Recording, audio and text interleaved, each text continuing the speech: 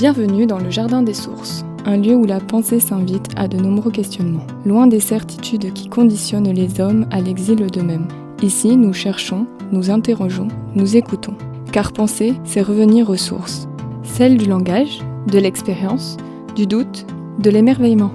Animé par un échange entre Pierre et Hugo, un binôme justifié par une curiosité naturelle pour la vie des hommes, ainsi qu'une sincère amitié. Si vous voulez participer à l'émission en nous soumettant vos questionnements, c'est possible. Il suffit pour cela de nous contacter par mail ou via nos réseaux qui se trouvent en description du podcast. Nous tenterons d'intégrer vos questions en fonction de leur pertinence contextuelle. Si vous aimez ce podcast, n'hésitez pas à vous abonner et à le partager.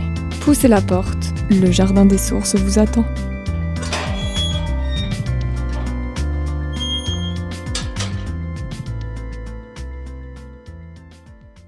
Bonjour tout le monde, j'espère que vous allez bien. On se retrouve aujourd'hui pour le 23e épisode du Jardin des Sources, tourné cette fois-ci en semaine et je l'espère pour de plus longues périodes, voulant me libérer mes week-ends aussi pour faire autre chose, voire rien surtout. Aujourd'hui, nous avons un invité qui est déjà venu plusieurs fois mais qui n'a pas eu l'occasion vraiment de s'exprimer dans la durée. Il s'agit de Melvin. Ça va Melvin ? Ça va très bien, bonjour à tous. Et donc on a Pierre aussi. Oui. Comment vas-tu Pierre ? Très bien. Bonjour à tous aussi. Parfait. Alors, j'ai pas la volonté particulièrement d'introniser la nature du sujet aujourd'hui qui va être développé. Je vais laisser la place directement à Melvin pour lancer la chose. Voilà, c'est à toi. Alors je voudrais surtout revenir sur le sujet, on va dire, de la servitude volontaire, telle qu'elle a été nommée par la Boétie. Et on va dire partir de ce point de départ pour amener les gens et nous-mêmes à réfléchir sur ce qui est en nous de servitude volontaire. Parce que ce qui risque de gêner, Melvin, je ne sais pas, mais ce qui risque de gêner, c'est le mot volontaire. Effectivement. Bon. C'est comme l'ordre de l'inconscient. Le rôle de la victime est partagé par tous ceux qui souffrent de beaucoup de choses. Mais c'est plus agréable de se confondre en tant que victime plutôt que d'accepter la part de bourreau en nous.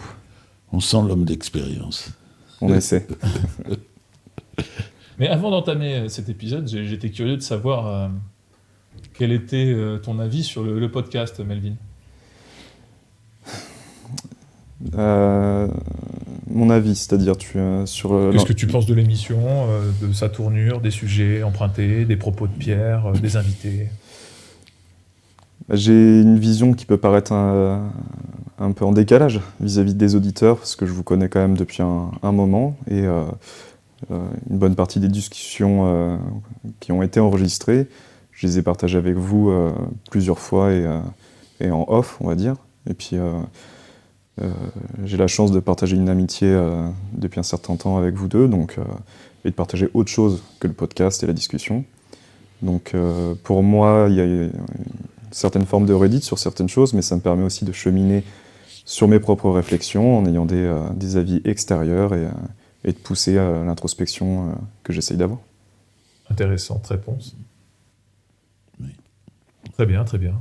Et donc vous vouliez parler de servitude volontaire. Il m'en avait parlé, Melvin, un peu, à juste titre, oui, et ça m'intéressait. On a commencé un peu, il a commencé à en parler, d'avoir son point de vue, qui est un point de vue, et c'est un sujet quand même fondamental et très, très, comment dire, épineux. D'ailleurs, il n'a pas laissé une trace, il est connu, mais populaire, disons, cette idée de... Alors c'est un peu l'idée d'intentionnalité de Brentano qu'on avait vu sur le fait qu'on se construit une aliénation à l'obéissance à la loi du père, ça repose tous ces problèmes-là. Et ça, il m'en a parlé récemment, Melvin, et je trouvais ça intéressant qu'il puisse le développer, nous en parler sur un sujet quand même très très aigu. J'ai pas la prétention d'avoir étudié la Boétie en long, en large et en travers. Il me semblait intéressant quand même d'amener le sujet et de faire un parallèle vis-à-vis de la psychanalyse en général, parce qu'il remet l'individu au centre, en fait. Oui. Au centre de sa propre servitude, si je puis dire, ou sa propre, comme dirait Marx, aliénation. Ce qui éloigne tous les sujets idéologiques de base, en fait. On cherche toujours à se poser en tant que victime, en étant une bonne personne face à un bourreau maléfique, ce qui permet de justifier, pour la plupart du temps, de ne rien faire, en fait, pour soi. Ce qui, à mon avis, est le piège dans lequel on tombe énormément, souvent en étant jeune et en étant dans les idéologies, dans les pratiques communautaires, peu importe le milieu dans lequel on évolue. Qu'est-ce que tu en penses, toi, Pierre ? Je me posais la question, je vais te retourner cette question en te demandant ton avis, c'est, dans le fond, la servitude, mais par rapport à quoi et à qui, surtout ? Et pourquoi ? Et qu'est-ce qu'on cherche ? En se disant que dans la servitude, comme tu dis, on se retrouve soi-même un intérêt personnel, on y retrouve un intérêt personnel. Alors, quelle est ta réflexion, oui, là-dessus ? La servitude, c'est la capacité à accepter de ne plus rechercher la liberté. Oui. Selon ce que je peux en voir. Ça peut prendre plein de formes, mais c'est d'accepter de s'effacer et penser être. Alors que la liberté, certains diraient, c'est un combat de tous les instants et compagnie. Et ce qui est intéressant avec la Boétie, c'est qu'il dit non, la liberté, c'est pas, bien qu'il dit que ça peut être possible de se battre pour l'acquérir, c'est de plus, collaborer avec le dominant, avec le bourreau, avec le pouvoir en place. Ça n'a rien à voir avec le fait de combattre, c'est de faire les choses pour soi, et non pas pour quelqu'un d'autre. Et ça, je trouvais ça intéressant par rapport à mon propre chemin, où j'ai toujours eu tendance à justifier mes peurs, mes échecs, en les construisant autour d'un monde hostile, d'individus qui pourraient me rabaisser et compagnie. Mais j'ai compris au fil du temps, avec les discussions qu'on a pu avoir, les échanges, que j'étais totalement actif, en fait, dans cette position de victime. Et je pense que c'est le cas d'énormément de personnes. Et vous parlez de la servitude depuis tout à l'heure, mais est-ce que vous pouvez en définir ces différentes formes ? De façon générale, hein, j'entends, pour que les gens comprennent quel type de servitude il peut exister. Oui, on peut commencer par les plus communes, je pense. Le salariat, l'imprégnation dans la norme sociale. C'est convenir à ce qu'on pense être le regard des autres et agir et se positionner vis-à-vis de ça. Alors la question aussi, c'est la question que j'avais posée d'ailleurs à notre ami, le guitariste écologiste, qui veut changer le monde. Il veut changer cérébralement le monde. On peut le faire d'ailleurs, dans son salon, changer le monde. Et je lui ai demandé, qui tu veux changer, dont tu ne dis pas le nom. C'est ta fameuse question, comment il s'appelle le monde ? Voilà. Est-ce que tu as une idée ? Me concernant ? Non. Sur ce sujet-là, qui ne te concerne pas forcément. Mais sur la servitude, pourquoi choisir cette servitude ? Alors que, je sais pas, le plus désirable, c'est une liberté intérieure, tout de même. Mais et le rôle des passions, à travers sa dépendance et sa servitude, à l'égard des passions. C'est-à-dire, c'est secondaire que l'on croit ce que l'on dit, ou en ce que l'on dit, voire les engagements, c'est le gain, le gain qui nous intéresse. Le sacrifice que l'on fait en disparaissant, c'est pour valoriser sa propre survie avant toute chose. Parce qu'à l'échelle de l'expérience humaine, on n'a jamais réussi à vivre en solitaire que depuis un peu plus d'un siècle ou deux dans les pays développés. Et du coup, la servitude le prix qu'elle coûte mérite quand même de façon instinctive le fait de garder la vie, même si c'est désormais symbolique et non plus réaliste, notamment parce qu'on vit en plus dans des sociétés individualistes qui démontrent, de par la mécanisation, enfin je veux dire, tout un tas de médias qui ont permis à l'être humain de se séparer des autres sans en perdre la vie, et ben de quand même, à cause de cet instinct, de perpétuer la volonté de disparaître pour croire potentiellement survivre. Et ça, c'est ancré profondément dans l'esprit des hommes. Ça ne va pas partir de sitôt. Non. Et c'est sur la base de la peur que se profile le fonctionnement d'une société pour que le sujet se transforme en objet fonctionnel qui a perdu sa raison d'être, mais qui existe quand même dans un rouage plus général, dont on pourra continuer à ponctionner l'énergie sous différentes formes, dans une servitude déterminée par des normes sociales dont parlait Melvin tout à l'heure.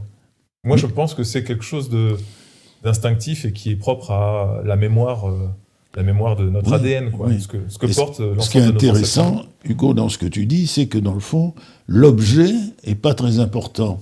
C'est-à-dire, on peut croire en ceci, en cela, en des idées, on en parlait souvent, mais dans le fond, ce qui est intéressant, c'est ce qu'on ne dit pas. C'est-à-dire que ce qui est refoulé dans l'inconscient, et comme dit Lacan, qui va produire des symptômes. Mais on le saura par les symptômes.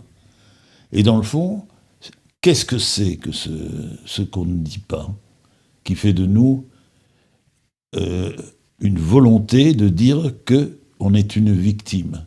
On le dit à quelqu'un. Par rapport à quoi? Victime de quoi? Et de qui, surtout? Comme tu disais, Hugo, hein, c'est... Comment s'appelle le monde? C'est quelqu'un. Oui, moi je sais où tu veux en venir. Oui, mais je veux en venir. Moi, j'ai accepté à un moment donné, et ça a été un facteur de liberté formidable, de dire que j'avais un chagrin qui ne passait pas vis-à-vis de cette quasi-certitude, qui est peut-être fausse, de ne pas avoir été le bienvenu, ni ce qu'elle attendait par rapport à ma mère. Et je peux mettre toutes les sublimations et les convictions que je veux, ce chagrin-là va organiser toute ma vie, tout en acceptant l'idée de servitude. C'est une servitude, c'est pas une servitude, c'est le sentiment de ne pas être important aux yeux de ma mère, ou d'être un objet, ou je ne sais pas. C'était par rapport sûrement à des problématiques personnelles. Mais ce qui est important pour moi, c'est que je suis dépendant de ce chagrin. Et je peux dire ce que je veux sur tout ce que tu veux. La vérité, c'est que si je le laisse dans le non-dit, rien ne va se faire.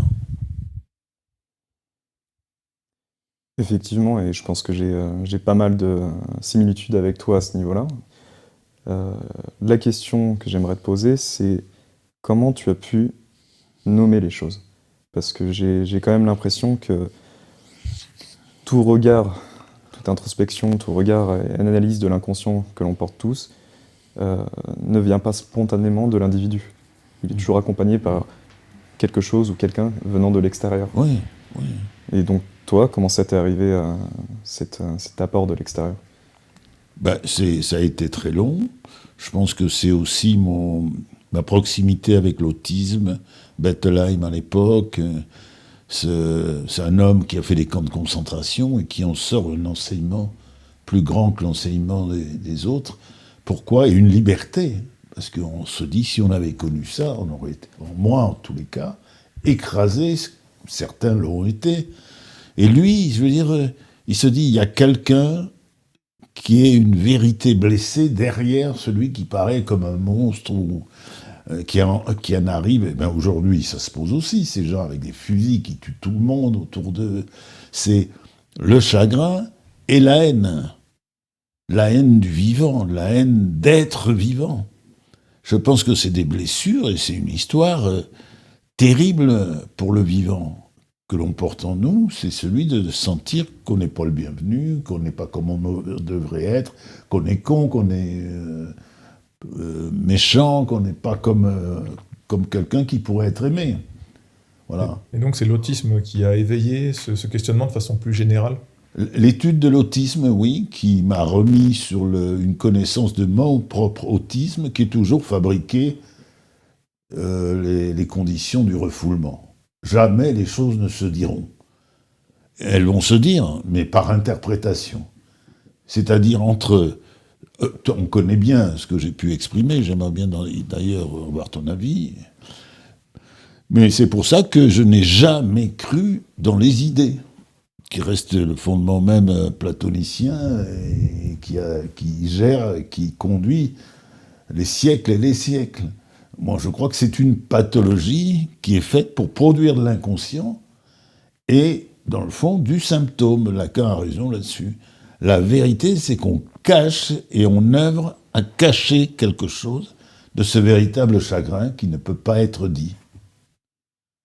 C'est un point de vue personnel. Et du coup, tu penses que plus une personne se sent concernée par la volonté, des volontés politiques de changer le monde, plus c'est l'expression du refoulement d'une névrose infantile qui ne dit pas son nom. Oui, névrose, ça a toujours eu un côté... la névrose est toujours un peu pour tout le monde. Hein. Mais pour certains, oui, je pense ils ont... C'est très curieux parce qu'ils ont cette haine de la relation, souvent. Le flic, le ceci, le cela, ça va très très loin. L'autre.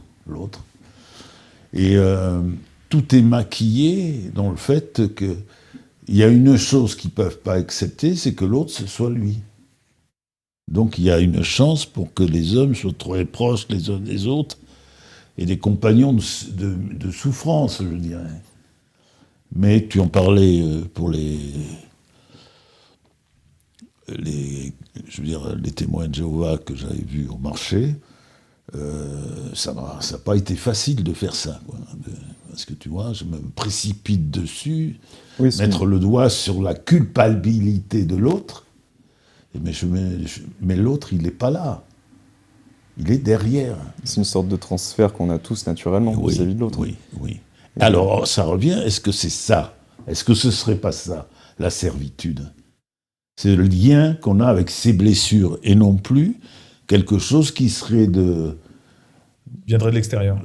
De l'extérieur, mais dans notre analyse, qui serait cérébrale. Parce que dans le fond, le garçon dont nous parlions tout à l'heure, tout est dans la tête. Et à un moment donné, je lui ai dit, oui, c'est chouette de chanter, mais justement parce qu'on descend de sa tête et on rentre dans ses émotions d'une manière à danser et à ce chant intérieur. Et c'est libérateur. Il n'a pas dit non. Mm-hmm. Qui est-ce qui va le consoler ou le réparer de son chagrin ? Il a dû connaître des choses. Oui, et après tu parles souvent de la médiation artistique, musicale et compagnie, mais elle est aussi énormément instrumentalisée pour maintenir l'individu dans une sorte de considération et de valorisation de la puissance à travers la représentation de l'artiste, du sachant. En fait. Oui, tu as raison. Il faut s'en méfier d'une certaine manière, mais il y a quelque chose qui se passe dans un rapport aux autres musical, on l'a vécu il n'y a pas longtemps, moi, que je trouve heureux pour moi. Et les autres ont l'air d'y trouver. Mais tu as raison, regarde, dans le fond, la réaction d'un de nos amis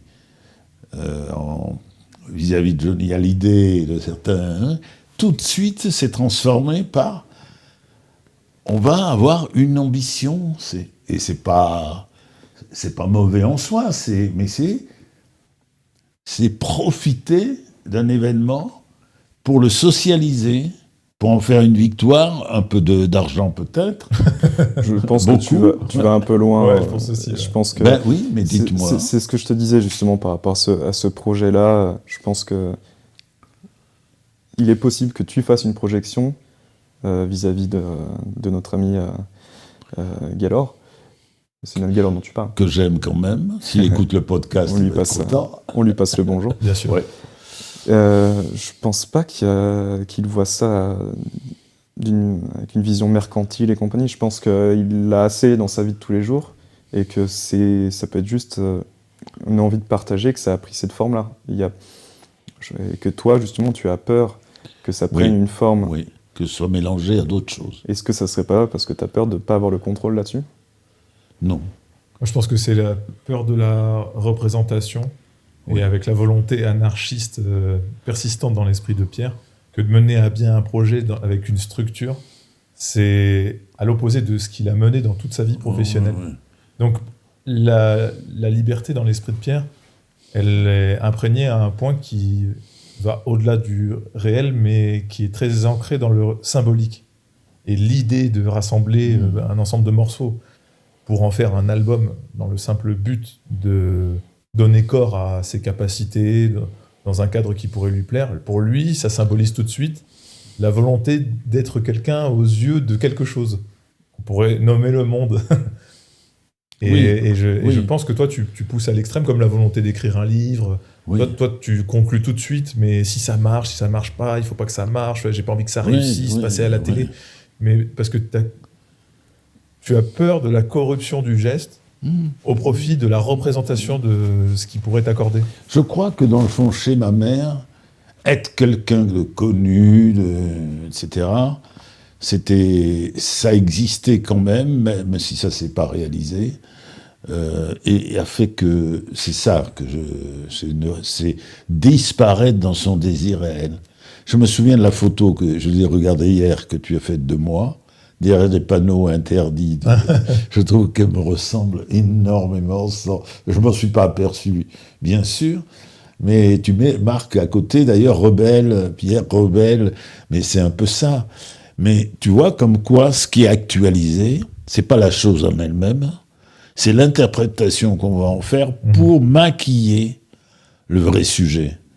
Et le vrai sujet, c'est autre chose que ce que l'on présente. Il y a autre chose qui... Et dans le fond, c'est la peur, je parle pour moi, c'est la peur de désir de ma mère.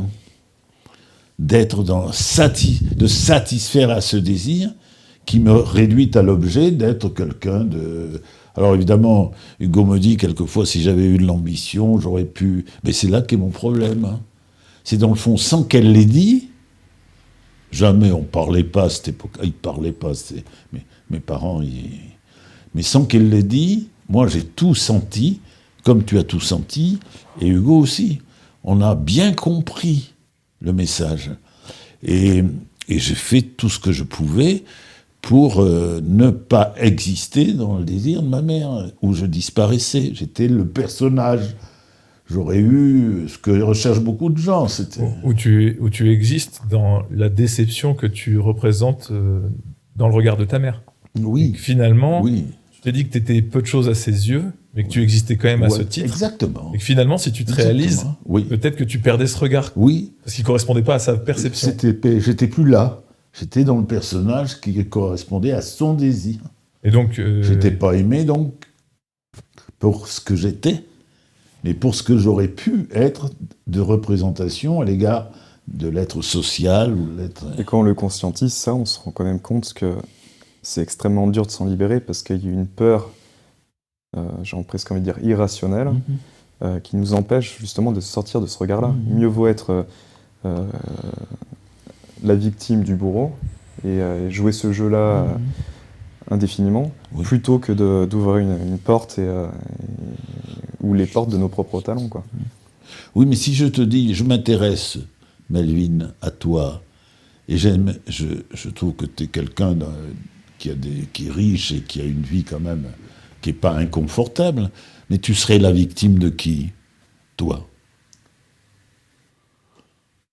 T'es privilégié. Dans quel sens? Dans quel sens que tu es quelqu'un de constitué, tu as des passions, des envies, ta vie sociale est quand même riche, je sais pas. Mais au même... Professionnel, je dirais pas que c'est riche. Toujours plus riche que toi. Oui, c'est pas difficile. Toujours moins que toi. Mais dans le fond, tu vois ce que je veux dire? Évidemment, je suis aussi dans le sabotage parce que j'ai cette peur inconsciente de la réussite et de ne plus rien représenter aux yeux de ma mère, aux yeux de ma famille et compagnie. Mais ça, je l'ai conscientisé il y a très peu. Et le conscientiser, ça ne veut pas dire que j'arrive à m'en extraire. Parce qu'on on a eu cette habitude ancrée, et j'ai peut-être la chance, comme tu le dis souvent, de me rendre compte assez jeune, mais je me suis aussi tellement aliéné dans le travail pour me constituer une sorte d'existence matérielle, que c'est très dur pour moi de me dire je vais quitter ce confort disons que je connais bien cette prison, elle est pas trop merdique, donc j'ai peur de sortir du donjon, tu vois, quelque part. Oui, mais tu pars du principe que c'est la peur, mais que tu veux en sortir. Et si ça t'arrangeait, ce donjon? Mais évidemment, j'allais y venir par On rapport revient à la Boétie. Voilà, alors ça, qu'est-ce que tu peux dire sur toi et la Boétie?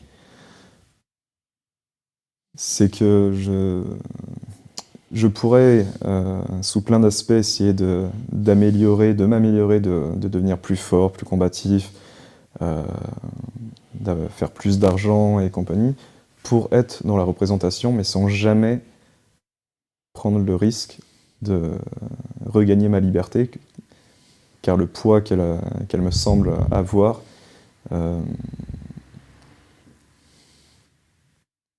comment dire, c'est pas me fait peur, mais j'ai pas envie de l'inconfort que cela pourrait me procurer. Et petit à petit, je me dis que tout ça, c'est une vue de l'esprit. Ce confort, il est, somme toute, très relatif, et c'est beaucoup de projections et d'attentes qui se réaliseront peu, ou quasiment pas d'ailleurs. Mais bon, je suis sûr que tu as trouvé une manière de dire que je tourne encore autour du pot. Mais tu as le droit d'abord de tourner autour du pot, mais l'aspect symbolique que soulignait Hugo, c'est ça que je trouve intéressant, dans le fond. Est-ce que tu as besoin d'être ce que tu dis être? Il suffit que tu le décides. Effectivement, c'est ce que dit la Boétie, mais... Il a dit ça, Non, mais on sait que de toute façon, t'as pompé tous les auteurs du millénaire dernier, donc... non. Tu vois ce que je veux dire? Oui, je le vois très bien, mais... Parce que ce que je trouvais très émouvant, c'est que tu aies décidé, et que ce soit suffisant, d'être calé en gestion et en économie. J'ai jamais prétendu... Non. Si, tu as prétendu que de dire que l'on est, c'est affirmer quelque chose qui devient réel et non plus symbolique. Parce que tu es quelqu'un d'intelligent. Tu sais très bien que... D'ailleurs, ça t'a fait sourire, je dis, quand tu m'as fait un cours sur le bilan et que je t'ai rappelé gentiment, hein, parce que j'avais enseigné ça pendant 30 ans à plein de gens. Et tu t'es dit, oui, c'est un peu... Mais c'est très intéressant. Ce pouvoir, à ses propres yeux, que l'on a de se décider de qui l'on est, et qu'il suffit qu'on le décide pour être. Moi, je trouve ça, on rejoint la Boétie, non? Et pas que, il y a aussi cette volonté de puissance. Sans sublimation, ça ferait beaucoup de prisonniers en liberté. Ah oui. Et oui, c'est vrai. Parce qu'il y a beaucoup de gens qui se persuadent qu'ils sont du bon côté du manche. Oui. Ils pensent bien, oui. Ils agissent bien, ils ont tous les bons points, ils ont tout ce qu'il faut. Et ça veut dire que c'est pas important ce que l'on dit ou ce vers quoi se fixe par transfert sur l'objet. Ça n'a aucune importance. Ça peut être à gauche, à droite, Marx. Oui, mais la vérité, c'est que ça ne résonne pas en nous comme une force qui pèse dans la balance de la libération que l'on se doit à nous-mêmes. Plutôt que de parler, moi, je pense à ce sujet, donc la servitude, je me dis, mais plutôt que de parler de la problématique, il faudrait plutôt se dire, de toute façon, on sera toujours servile, qu'on le veuille ou non, en quelque sorte, à nos problématiques qui seront là pour longtemps encore, voire jusqu'au bout. C'est plutôt de trouver le chemin donc vers soi qui fait vibrer notre cœur à un point tel que la servilité que l'on a accordée jusqu'à présent ne se justifie plus à l'échelle de quelque chose qui nous passionne et qui dépassera ça. Et donc il faut pour ça justement se libérer des certitudes des choses que l'on prétend aimer, parce que si on les aime fondamentalement, elles nous permettront de nous libérer de nos chaînes. Et ça, c'est un travail qui est complexe et qui n'existe que dans la forme de la pratique et très peu dans la forme des idées. Oui. Parce que la sublimation vient du monde des idées, Oui. et le réel ne vient que du monde de la pratique. Oui. Donc pour ça, il faut se confronter au réel pour entrer à la découverte de soi-même et Oui. non pas se libérer parce qu'on s'en libérera jamais vraiment de cette servitude, Oui, mais on peut s'en éloigner oui. si dans la balance Oui. appuie quelque chose de plus profond à l'opposé. Et pour ça, il faut que ça vienne du cœur. Oui. Et ça devient ça, Oui. une forme de certitude Oui. qui n'est que la sienne Oui. et pour soi. Et pourquoi ? Pourquoi, dans le fond, quelque chose qui nous libère et qui nous réconcilie avec nous-mêmes et nous épanouit, ce que disait Spinoza, l'épanouissement dans l'être, mais pourquoi quelles sont les choses qui nous empêchent ? Tu vois ? Enfin, à votre avis ? Je pense qu'il y a un paradoxe. C'est que, au fond de nous, on sait exactement ce qui peut nous permettre justement de nous libérer, mais qu'il y a une interdiction formelle de s'en approcher, parce que ça ferait de nous des êtres vulnérables aux yeux des autres. Je crois que tu as dit le mot. Je ne l'ai pas placé pour rien, je pense. La vulnérabilité et la fragilité, c'est ça qui nous empêche. Parce qu'on devient une vraie cible pour ceux qui regardent comme il est tranquille parce qu'il a molesté quelqu'un au sortir de Hugo. Et il a raison. La force protège. On ne vient pas t'embêter ou t'emmerder. Moi, j'ai pu le pratiquer autrement. Les auditeurs vont croire que j'ai défoncé quelqu'un. On a juste boxé hier avec Melvin, tranquillement mais sûrement. À armes égales, je dirais, un gabarit pas vraiment équivalent, mais... C'est pas au sortir de la boulangerie. mais il veut vraiment que j'aille en taute. Non, ce que je veux dire, c'est que la fragilité, elle protège moi. Oui. Il y a des gens, ils vont... Comme les gens qui s'en prennent à des enfants. C'est une aubaine. C'est une aubaine, parce qu'ils sont tranquilles. Et je parlerai de l'Oedipe, puisque la première des choses du système éducatif, un père ou une mère, c'est le profit, qui ne va pas plaire à tout le monde, ça, qu'on peut tirer en termes de puissance et de volonté de puissance avec un enfant. On sait qu'on est gagnant. On va pas, si tu veux, te faire du bien par l'importance que tu as sur un ring, tu vas pas te mettre à boxer Cassius Clay. Il va te ramener aux limites de ton... Mais si tu prends quelqu'un de plus fragile que toi, ça peut être délicieux de le boxer, non ? Je sais pas, j'ai pas Eh ben, moi, je serais pas totalement d'accord avec toi. Bah, tu connais plus que moi de ce domaine-là. Et je pense qu'Hugo sera aussi d'accord avec moi, c'est que pour ce qui est de la boxe en général, même à petit niveau comme le nôtre, il est toujours intéressant d'aller vers le Cassius Clay, on va dire, du groupe et compagnie, parce que c'est en se confrontant à plus fort et à quelqu'un qui a plus d'expérience qu'on apprend. Et là où on peut mettre en pratique, c'est contre des gens de niveau égal ou inférieur, où là on peut vraiment développer notre force ou notre technicité. Surtout si c'est des amis. On grandit dans l'épreuve. Mais grandir, c'est pas forcément ce que veulent les gens qui veulent dominer les autres. Ils veulent écraser les autres. Mais Pierre dit rapetisser les autres pour se grandir soi-même, mais se grandir de façon factice. Pas dans ce qui nous grandit en l'intérieur de nous-mêmes, mais ce qui nous permet de réduire les autres à peu de choses. Et effectivement, ça existe, des mecs qui aiment bien boxer dans les limites de leurs compétences pour se dire qu'ils sont quelqu'un de meilleur que les autres. Mais comme la plupart des sports pratiqués par des gens qui comprennent que la compétition qui nous a été imposée contre les autres n'a pas lieu d'être, on arrive à s'approprier n'importe quelle forme de sport pour comprendre que la compétition est contre soi-même. Et ça, quand on est jeune, on ne le comprend pas véritablement. Déjà parce qu'on a été conditionné à l'esprit de compétition envers les autres, et ensuite parce qu'on est fragile quand on est jeune. Je parle même adolescent, pas forcément enfant.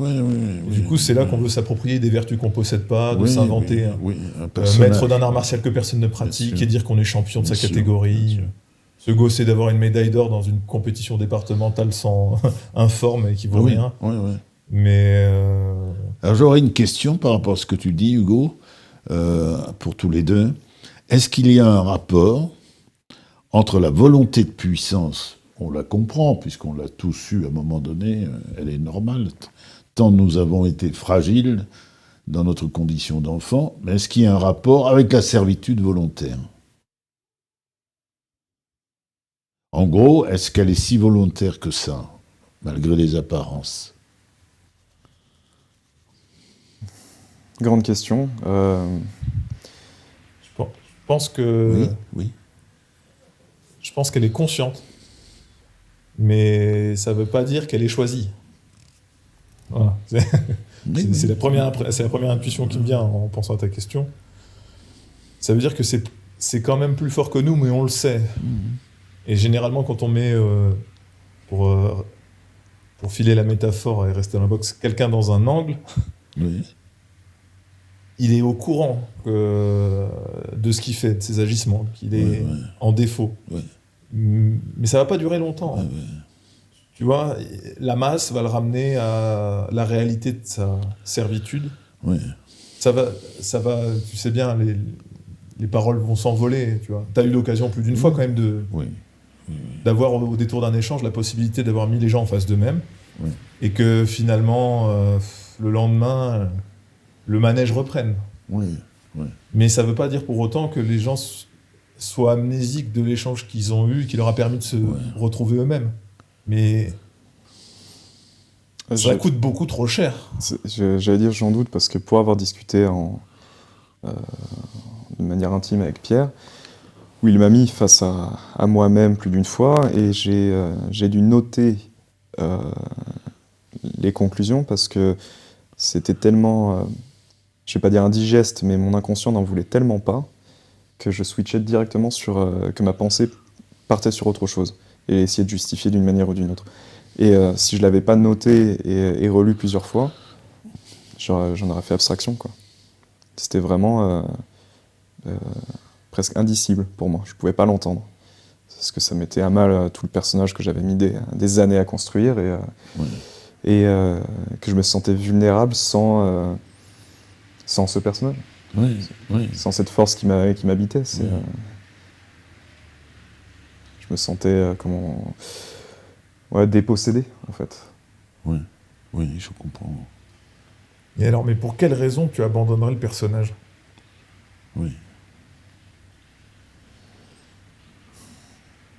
Qu'est-ce qui permettrait de peser suffisamment dans la balance pour que tu abandonnes le personnage ? T'es quand même plus présentable dans ton personnage que dans la réalité. J'en témoigne.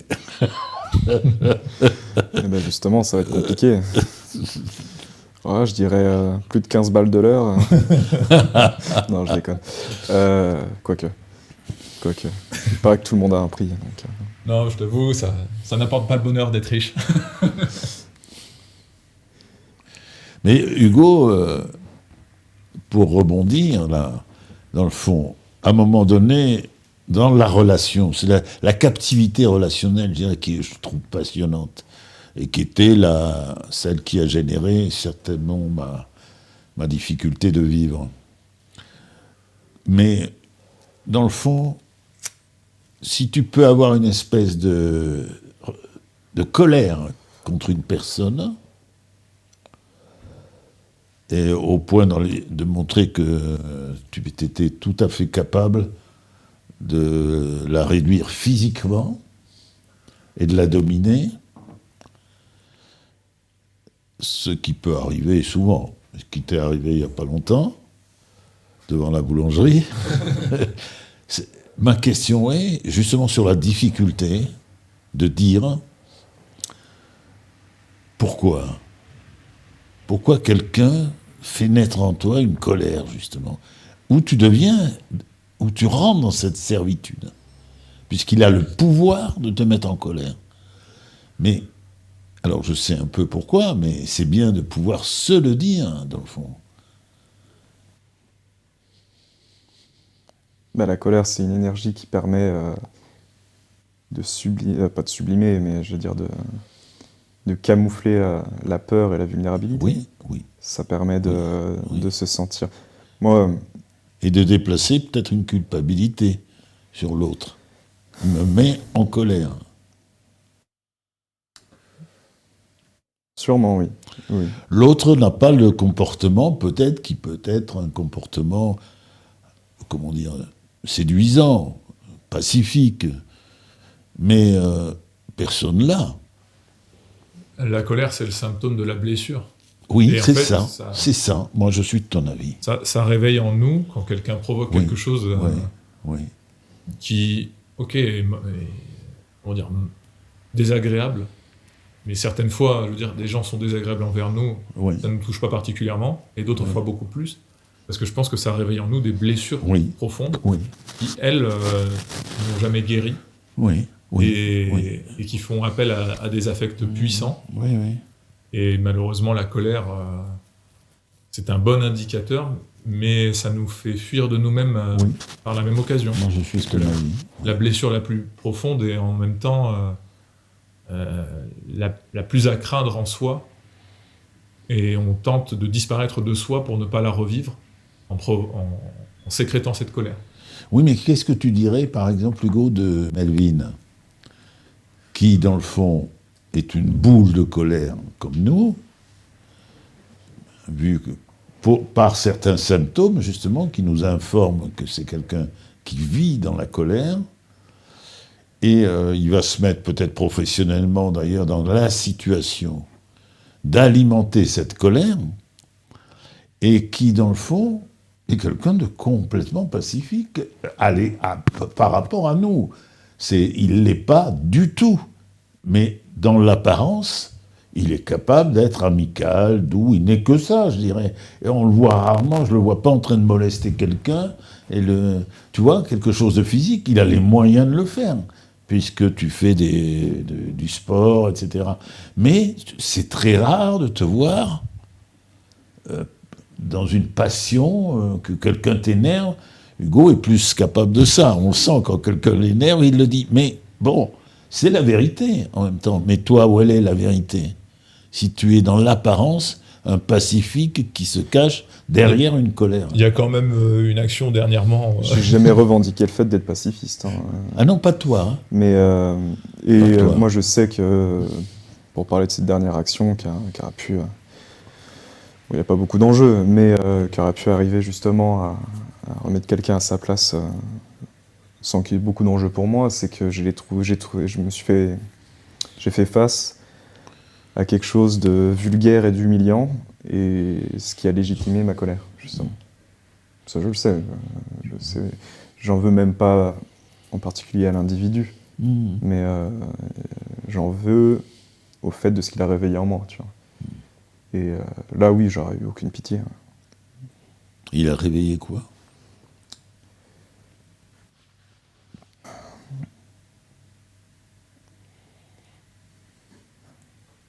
Le fait de se considérer comme de la merde, en fait. Et d'accepter de paraître aux yeux des gens comme étant quelqu'un de vulgaire et de... Misérable. Ouais, c'est le terme. Mais c'est bizarre que quelqu'un puisse se considérer comme de la merde et en même temps décider qu'il est quasiment l'égal d'un prof de gestion ou d'économie pour la simple raison qu'il considère qu'il a des moyens extraordinaires. Alors qui te considère comme de la merde? Enfin, je te demande pas une réponse. Non, tu me fais un peu fort en café. Mais j'adore ce déplacement. Tu vois, ce déplacement. Dans le fond, quand on parle de soi, on parle pas de soi. Dans le fond. Effectivement. Et tu l'as dit, Hugo, il l'a dit, dans le fond, ma colère, c'était justement quelque chose de... Et toi, tu peux pas te permettre, peut-être, je sais pas, c'est toi qui es le mieux placé, d'être en colère. Je peux pas me permettre parce que je me sens pas légitime à être en colère. Et mais tu te sens légitime à être prof d'économie ou de gestion? Non, ça j'ai jamais dit. C'est toi qui as utilisé cette anecdote, mais j'ai jamais parlé d'être professeur à ce niveau-là. Mais tu agis comme un professeur, avec l'idée que ton discours correspond à une réalité chez toi, ta compréhension quasi parfaite des structures du bilan et et d'une approche. T'enfonces le clou, Pierre. Mais, Non, c'est pas un clou, parce que moi, je trouve, même si tu es complètement ignorant, je trouve que tu es formidable dans ce que tu es. Donc, je n'ai pas de. C'est pas un facteur pour moi qui fait que quelqu'un est quelqu'un de précieux ou d'une certaine hauteur. Je veux dire, je pense que dans ce rien dont on parlait tout à l'heure, à ses propres yeux, ben dans ce rien, il y a un trésor. C'est ça le retour dont tu parlais, Hugo, vers soi. C'est se découvrir dans la merveille que l'on est. Ça, j'en suis absolument certain, que la trace que nous a laissée de quelqu'un, du mépris qu'il avait pour nous, est une trace terrible et profonde, mais qui ne correspond à aucune réalité, aucune vérité. Et dans la réalité, on a des dons et des capacités c'est pas la peine de jouer un personnage, on est nettement au-dessus de ces personnages. Mais le problème, c'est qu'il est peut-être dans son effort aussi le désir de quelqu'un d'autre. Comme tu l'as dit, oui, c'est ce qui correspond à ma problématique aussi. C'est une sorte de malédiction qu'on se transmet de génération en génération. Mais Pourquoi malédiction ? Parce que ça nous éloigne quand même vachement de nous-mêmes. Mais est-ce volontaire ou pas ? Je dirais que c'est volontaire mais inconscient.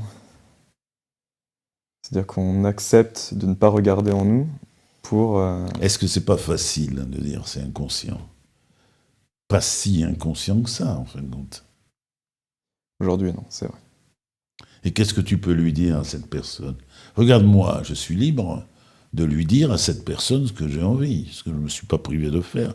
En plus, je l'aime bien, je trouve que c'est quelqu'un avec moi, elle souffrirait, elle devait le sentir. Donc, elle n'a fait que passer. Mais forcément, ce lien qui me lie, moi à ma mère, toi à la tienne, ce lien, pourquoi on y tient autant ? Pourquoi moi je suis libre devant ta mère, comme toi tu aurais été libre devant la mienne, Hugo ? Et pourquoi ? Parce qu'il se passe quelque chose dans la gestation, de la naissance, l'enfance, qui est de l'ordre de l'imprégnation. Moi j'y crois assez à ça. C'est ce que tu disais, hein, Hugo, quand tu disais. Oui. Je pense que c'est ça. Mais il faudrait peut-être même pas se penser la problématique comme la liberté de dialoguer avec l'autre, mais la capacité que l'on a à réparer le discours avec soi-même. Oui, voilà. Et on n'a pas particulièrement de compte à rendre avec qui que ce soit d'autre que soi-même. Non, ça sert à rien, à mon avis. Ouais. À mon avis, c'est faire quelque chose, arrêter de collaborer, c'est mon idée, avec l'autre dans la réalisation de l'objet qu'elle a le désir qu'on soit. Voilà, arrêter cette collaboration volontaire. Enfin, c'est une idée que j'ai. Moi, je pense que si on arrive à réhabiliter le discours intérieur, ça nous ouvre les clés de compréhension de notre propre désir. Je pense aussi, oui. Et on a des réponses qui viennent assez facilement quant à savoir ce qu'il y a à mettre dans la balance du positif qui nous éloigne d'une forme de servitude. Autre que la servitude envers son propre désir que l'on doit avoir. Donc moi, je repose la question une deuxième fois à Melvin. Quel discours en toi fait naître l'évidence d'un désir que tu peux nommer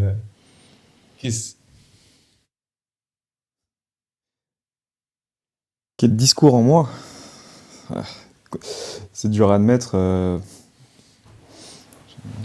J'ai peur de répondre à côté parce que j'aurais tendance à vouloir fuir la réponse, encore et encore, de saison en saison. Je dirais comme Pierre qui parle de la musique, j'ai moi aussi ces petits moments où je peux vivre vraiment moi-même le présent et compagnie, et en compagnie. Ça va être le sport par exemple. Ça va être là où je me détache totalement du regard des autres et que je fais les choses pour moi en fait. Bien que je puisse le partager avec d'autres et au contraire, moi qui n'étais pas du tout sport collectif, le fait de faire des sports plus ou moins individuels mais où on échange quand même, m'a rapproché de moi en fait. Parce que je m'étais construit une image de moi Je me suis dit, je vais la transformer. Avec le sport, je vais devenir plus fort, plus combatif, plus dangereux. Et c'est l'image qu'on m'a renvoyée. Encore hier soir, on m'a dit « Oh, t'as vu, il est costaud, machin, il bouffe comme trois ». Et j'ai trouvé ça fade, en fait. Je me foutais de cette image-là. Parce que ce qui m'intéressait, ce qui pourrait m'intéresser, à la limite, avec cet individu, c'est de partager, vraiment avec lui. Mais il n'y a pas cette notion de partage. Et du coup, je me retrouve qu'avec certaines personnes à pouvoir être, en fait. Et c'est peut-être là le but que je recherche, en fait. Être, tout simplement. Et plus être dans le personnage. Alors, est-ce que si tu dis que c'est le but que tu recherches, mais est-ce que c'est parce que tu le recherches que tu dis que tu le recherches? C'est pas parce qu'on décide quelque chose pour soi, surtout pour soi, qu'on dit la vérité. J'ai par exemple quelque chose qui me vient à l'idée. Dans le rapport amoureux, est-ce qu'on prévient, toujours ce que tu avais souligné, hein, Melvin, le danger d'aimer, de fragiliser, d'être fragilisé, et le refus. Est-ce qu'on peut prévenir l'autre, que l'on dit aimer d'ailleurs, et bien que de ce que l'on est vraiment, dans son être, je ne suis pas en mesure, par exemple, je donne un exemple comme ça, de vivre ça. Dans cette relation amoureuse, ce qui m'intéresse, c'est qu'elle se construise dans la puissance à ce que je devienne fort et étranger aux sentiments. Par exemple, tu te le dis pas comme ça, bien sûr, sans ça, il n'y aurait pas de problématique.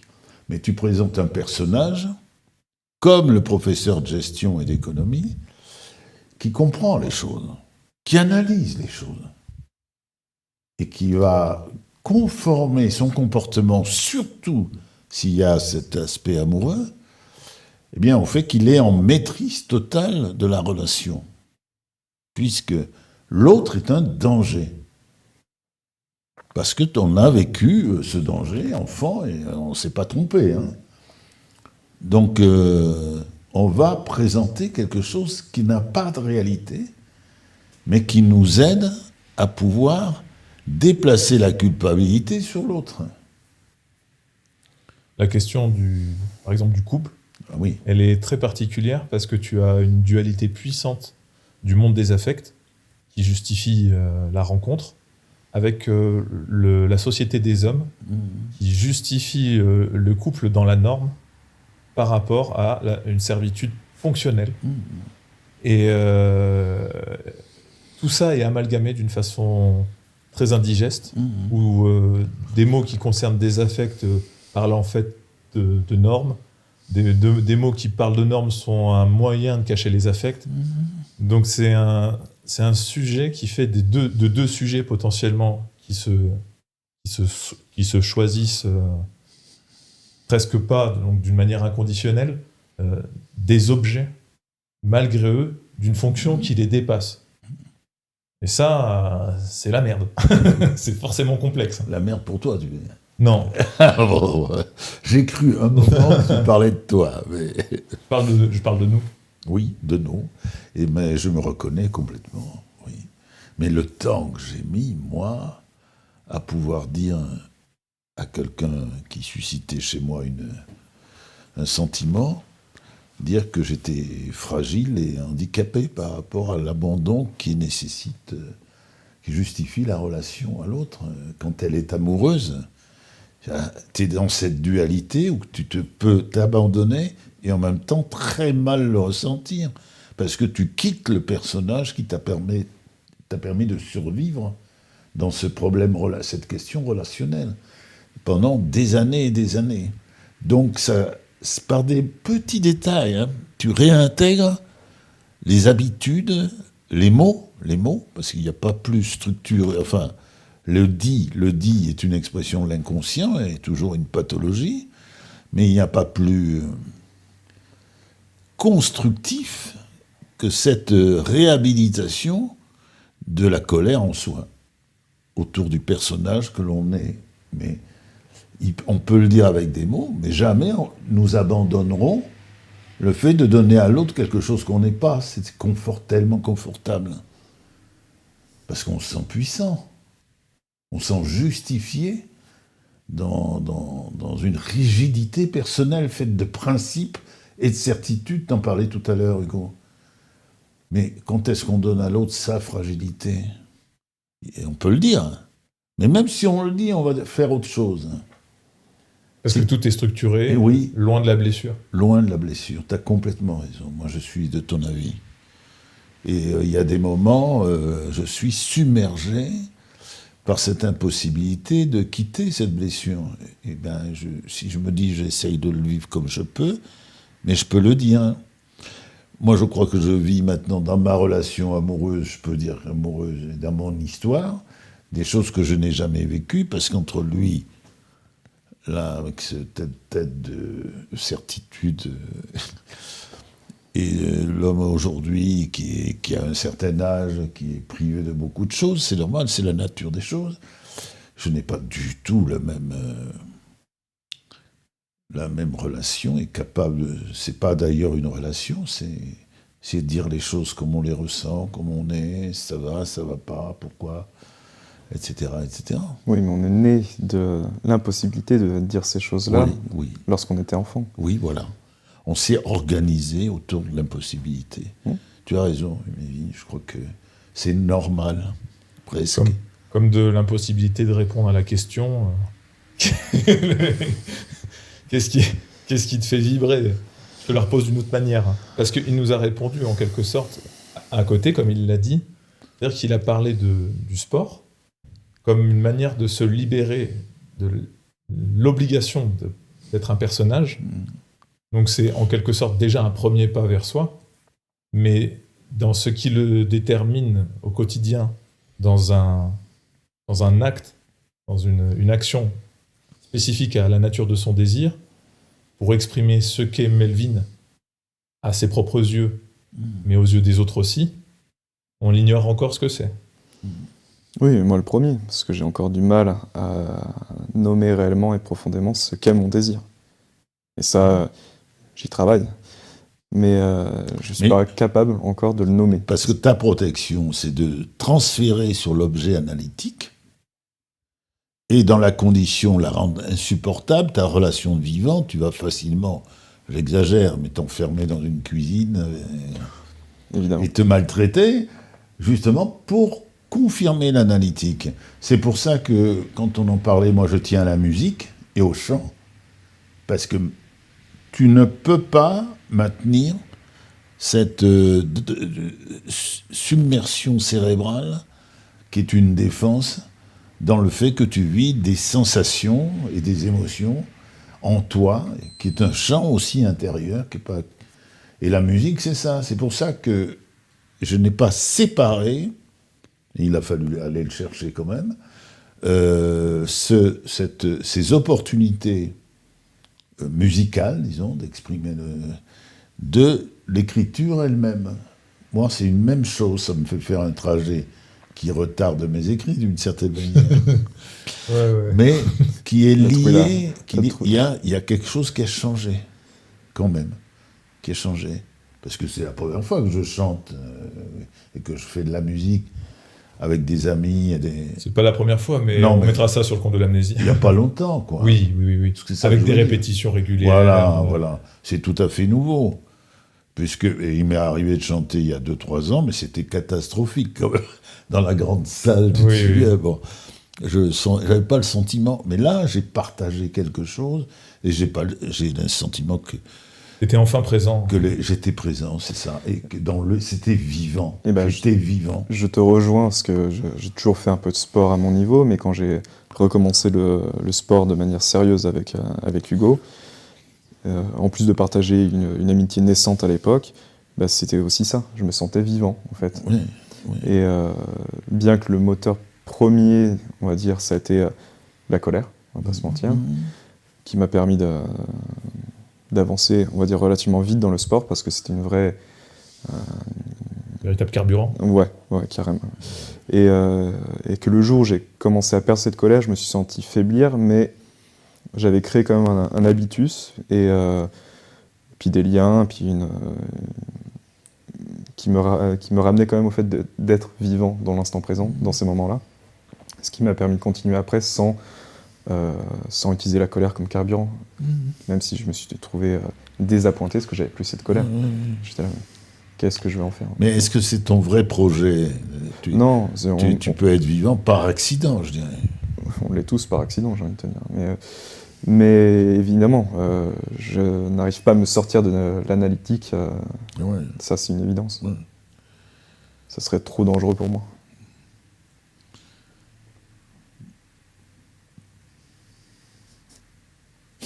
On se retrouve avec une courte pub, page de pub. À tout de suite au Jardin des Sources, épisode numéro 23. On fait même la page de pub. Oui. Alors, vous cherchez un ami, vous n'en trouverez pas. C'est vous-même. Au 08 38 38, vous aurez un ami, 5 € la minute. Voilà, on est de retour. Mais quand même, la question qui se pose, et ça repose évidemment l'idée de servitude choisie et désirée, dans le fond, c'est qu'est-ce qui te séparait par un destin professionnel qui te correspond au niveau des capacités? Quelle drôle d'idée de s'enfermer dans un endroit qui ne vous ressemble pas du tout et dans lequel on se... La volonté de puissance, Pierre. C'est que je peux maîtriser cet environnement. Ne dis pas que dans cette cuisine s'épanouit la volonté de puissance. L'épanouissement n'a c'est irrespirable. Pas tant, parce qu'avec mes... C'est toi le chef? Non, mais j'ai une bonne position de serviteur. Je suis pas le chef. Oui, mais quel est l'avantage? Je comprends ce que tu dis. C'est un serviteur, c'est pas un puissant. Ce n'est qu'un serviteur. C'est une bonne position. Et surtout, cette puissance de mutilation de ta réalité. Oui, parce que... T'as pas à jouer le prof d'économie. Tu peux l'être très facilement au niveau des capacités, je veux dire. Faut le construire, bien sûr. Mais c'est pas le manque de disposition ou d'intelligence qui fera... T'as tout ce qu'il faut. Alors pourquoi préférer être un esclave dans un endroit plutôt que de réaliser le maître? Mais tu en as un peu parlé tout à l'heure d'ailleurs, pourquoi? Mais ça se pose quand même comme question. Si tu n'avais pas les dons, les talents et les capacités, je te dirais, il vaut mieux que tu penses, je sais pas, à faire un boulot manuel, quelque chose, ce qui n'a rien de honteux. Hein. On va encore avoir Maëva sur le dos. Ouais. Mais, ou des ménages. Mais rien ne te sépare. Et c'est peut-être pour ça d'ailleurs que facilement tu t'auto-proclames compétent dans le domaine de la gestion de l'économie, parce que rien ne te sépare vraiment des capacités à être, par exemple, professeur dans ce domaine-là. Ça te passionnerait sûrement. Mais qu'est-ce qui autorise à une telle mutilation? Tu le sais. Oui. Et je vais avoir du mal à le nommer moi-même, Oui. parce que c'est compliqué de le dire de manière en plus publique. C'est qu'en faisant ce pas de côté, si je puis dire, je réaliserai les projections qu'on avait de moi étant enfant. Qui ont? Mes parents. Oui. Et si tu le fais pas, ta mère pourra plus te dire, il faudrait le booster un peu. Non, c'est que je... Elle pourrait plus le dire. Et tu lui enlèves ce pouvoir qu'elle a, évidemment, à l'égard de l'enfant que tu as été et au jeune homme que tu es. Tu sais très bien que tu lui enlèves quelque chose, même si c'est blessant. Là, elle peut arriver comme elle est arrivée. Ah, c'est bien que vous l'ayez boosté. Je veux dire, t'es plus rien, t'es que dalle. C'est rien à faire pour toi qu'elle arrête ça. C'est rien. Mais si tu veux qu'elle continue ça, tu te fous dans une cuisine à te maltraiter en étant là où t'existes pas du tout. Elle peut, tu l'autorises à dire et à se justifier elle-même dans sa vie, à te dire que vraiment t'es un paresseux ou un feignant. Et c'est pour ça que tu t'autorises à cette mutilation-là pour la justifier dans son pouvoir, parce que tu sens qu'elle, je pense que c'est pas un vrai raisonnement, parce qu'elle s'abîme énormément aussi, Mais dans le fond, c'est la condition de la relation. Et dans le fond, si tu te mets à être un professeur d'économie, par exemple, la relation est morte. C'est la castration, dit Lacan. La castration qui fait naître, c'est pas ce qu'on va rechercher. On va rechercher la castration qui inhibe et qui nous réduit à l'objet, ça on en a parlé souvent. Et toi, dans la réalité, Melvin, c'est quand même du concret, du charnel, cette histoire. T'es vraiment dans une cuisine, tu fais un boulot, je veux dire. Tu te maltraites, mais pire que ta mère, mais tu la justifies. Dans le fait que quand tu restes enfant et que tu n'es pas capable de te booster, tu sais, elle m'aurait dit, dans le fond, c'est une grosse feignasse, ça aurait été pareil. C'est terriblement méprisant. Mais elle, pourquoi elle fait ça? C'est certain qu'elle a de l'amour, et ma mère aussi, pour toi. Mais elle a besoin de se valoriser à ses propres yeux. Elle s'est servie de ses enfants. Voilà, c'est pas compliqué. Et toi, qu'est-ce que tu vas faire? Eh ben, tu vas lui donner de quoi la nourrir. Tu vas faire l'handicapé, auquel elle va dire « Ah, il faut que tu te prennes un peu en charge, hein. C'est quand même, t'es invertébré. » On va pas le dire comme ça, je le dis mieux, je pourrais lui donner un texte d'ailleurs. Et c'est là que l'idée de volontaire et d'intentionnalité, comme la philosophie de Brentano l'a exprimé à la fin du siècle dernier, l'autre, du 19e, intervient. C'est-à-dire, si on ne collabore pas aux conditions de la relation, c'est terminé. On peut naître à soi-même, on a la permission. Oui, mais c'est se donner cette permission-là, c'est pas compliqué, mais on le veut pas. Moi, je trouve ça compliqué, en tout cas. Oui, mais parce que tu es de mauvaise foi. Tu me dis pas non quand je te dis que tu as toutes les qualités pour être prof d'économie. Évidemment, ça me brosse dans tout ça. le monde le sait. Et tu es d'accord avec ça. Mais pourquoi te mutiler dans une cuisine? Enfin, c'était un événement criant de ta mauvaise foi. Tu me dirais, je me mutile pour faire plaisir à maman. Et comme ça, elle peut me dire, ah, espèce de paresseux, feignant. Effectivement, il y a de ça, mais Il n'y a que ça, tu veux dire. Je voulais élargir le sujet aux autres et pas rester C'est sur moi. l'idée de la servitude volontaire, à mon avis. Elle est une justification du fait qu'on reste l'objet de l'autre pour justifier sa vie. Parce que si on n'est plus là, elle va ressentir un vide dans sa vie. Là, c'est cool, tu ne corresponds pas. Elle va te reprendre, jouer la mère, elle va dire, dis donc, travaille à l'école, et de bonnes notes. Obéis bien à l'instituteur. Au professeur fusillé. Au professeur fusillé. Fusillé au mur.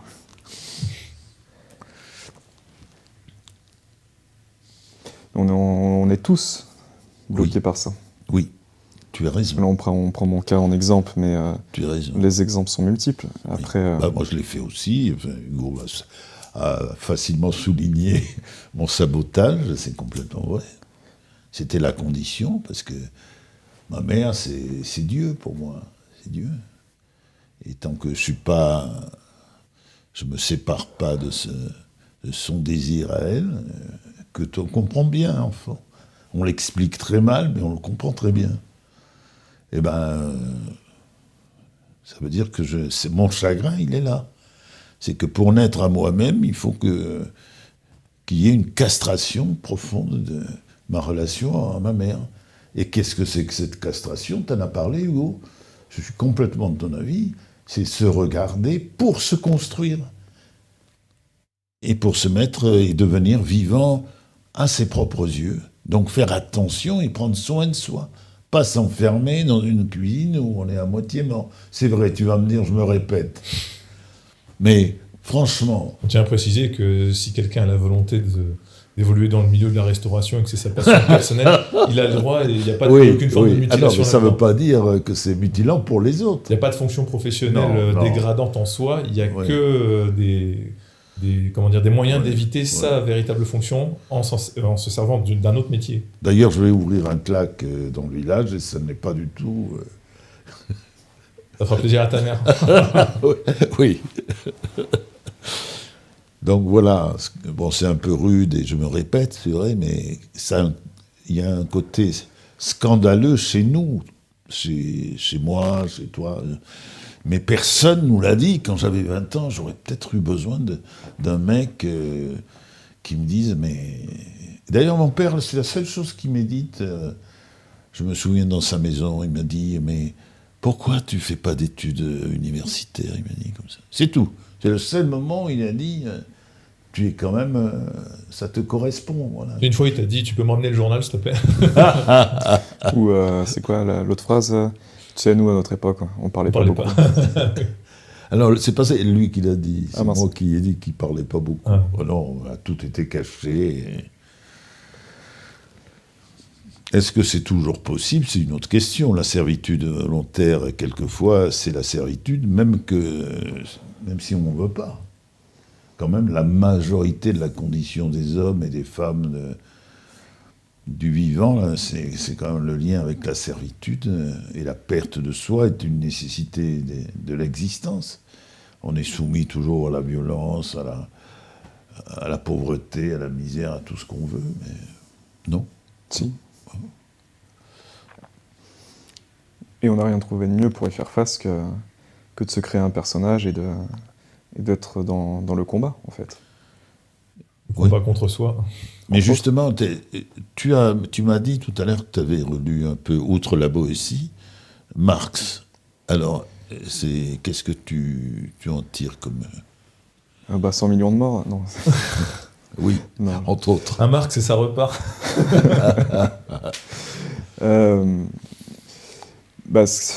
J'en retire surtout sur... lui, il parle beaucoup de l'aliénation au travail et de la mauvaise redistribution de la richesse, mais je me garderais bien de faire une leçon d'économie.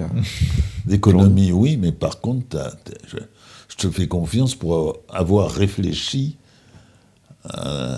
aux propos et aux discours marxistes, non? Tu connaissais déjà un peu? Oui, je viens d'un milieu, on va dire, très idéologisé à gauche, dans la redistribution, ACAB, mort aux flics, les patrons sont des salauds et compagnie. Et ça, c'est de la projection, de toute façon. Dans le discours marxiste, ça permet juste de nommer, ça permet de se positionner en tant que victime.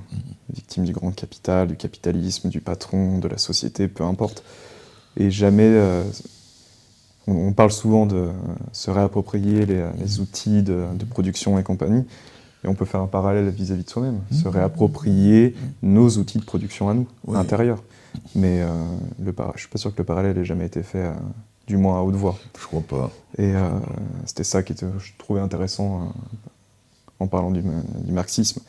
Tu veux dire que le capitaliste, en fin de compte, c'est soi, et l'oppresseur, c'est l'oppresseur de soi, ça reste soi. Non, c'est pas. J'avais pas pensé à ça, quoi. Non.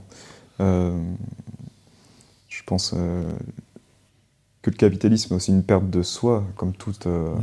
C'est peut-être moins idéologisé, on va dire, parce que c'est quelque chose qui est plus tourné vers l'individu, mais non pas l'individu intérieur, l'individu économique, matérialiste. Je pense que on pourrait faire le parallèle en disant que le capitalisme, c'est la guerre de tous contre tous, et on nomme les ennemis au gré des besoins, et que le marxisme, c'est l'ennemi, il est nommé, c'est le capital, c'est le patron, c'est le supérieur, il faut tout mettre à égalité. Et moi, je ne suis pas égalitariste. Je pense que l'équité est quelque chose de bien plus intéressant à développer que l'égalité, parce que on est trop différents les uns des autres pour... mais je me perds peut-être un petit peu après en conjecture. Hugo ne dit plus rien, ce qui est mauvais signe. Non, je pensais tout simplement au capitalisme comme une émanation des rapports de force à l'échelle naturelle. Et que le capitalisme, c'est juste une émanation à l'échelle sociale de ces rapports de force qui existent. Prenons la chaîne alimentaire, tout simplement. Oui. Et je dis pas que c'est un meilleur modèle en soi. C'est un modèle, c'est le seul qui tienne à peu près la route. Parce qu'en fait, c'est ancré sur une réalité primitive que l'on porte tous en nous.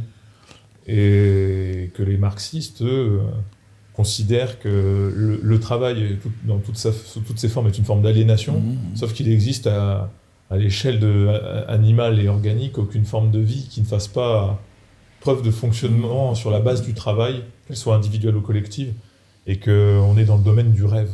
Et d'ailleurs, dans son application, on a bien vu que ça amenait plutôt au cauchemar, d'ailleurs.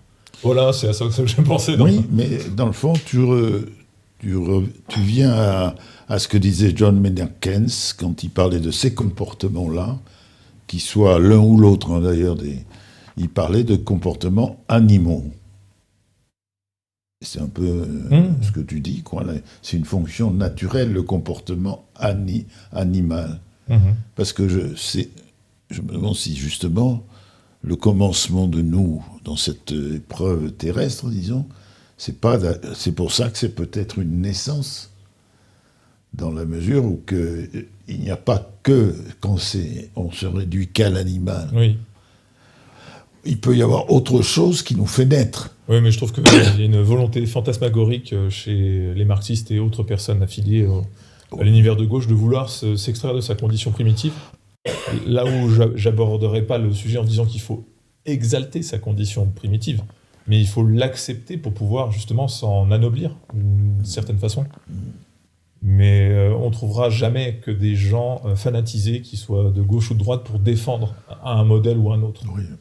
Voilà, c'est à ça que je pensais, mais c'est un sujet qu'on pourra réaborder, j'imagine, à l'occasion. Oui, parce que ça me fait penser tout d'un coup que dans le fond, les témoins de Jéhovah, comme les marxistes, c'est des gens qui se construisent autour d'une analyse et d'une considération des autres. Ils ne parlent jamais d'eux-mêmes. Il y a le bien et le mal. Les autres sont les mauvais, évidemment. Et soit on est le bien, et l'autre sera dans le bien s'il fait ce que je lui dis de faire, ou de penser, ou de croire. C'est la discussion qu'on avait l'autre jour à propos des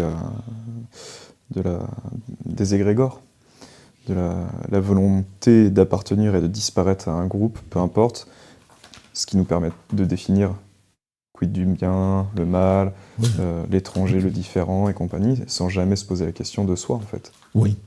Ou de l'autre, vraiment. Tu vois. Oui. Bon, très bien, je pense qu'on a fait le tour du sujet. C'était un podcast passionnant. C'était le meilleur invité, non, je déconne, parce que tous les autres écoutent. Non, c'était très intéressant. Un mot pour la fin, Melvin ? Eh bien, en tout cas, merci à vous pour cette discussion. Merci de votre amitié, de ce qu'on peut partager ensemble. Et à bientôt, j'espère. N'oublie pas de me faire un virement tous les mois. Va chier, Pierre. Allez, va chier, Pierre. Oui. Bisous à tout le monde. Merci d'avoir traversé ce jardin en notre compagnie. Si vous avez aimé ce podcast, n'oubliez pas de vous abonner, de le liker et de le partager. Pour y participer en nous soumettant vos questions, c'est simple. En description se trouvent nos contacts. Et revenez quand vous voulez. La porte reste entrouverte.